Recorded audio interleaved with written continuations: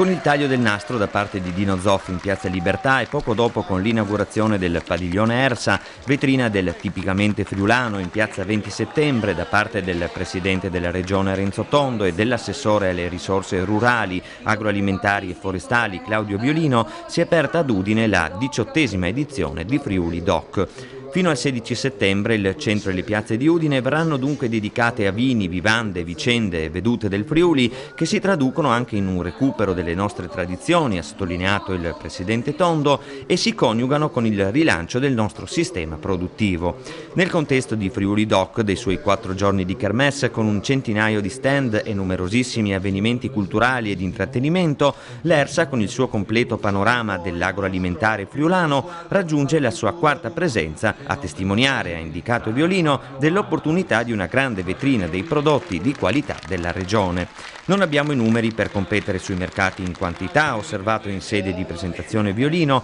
ma ci viene riconosciuta nell'eccellenza delle produzioni agroalimentari che sono parte della cultura friulana il principale punto di forza. Un'eccellenza che quest'anno, nell'edizione della maggiore età, trova testimonianza anche nel campione del mondo Dino Zoff, orgoglioso di essere testimoni del Friuli, conscio della responsabilità di essere un friulano.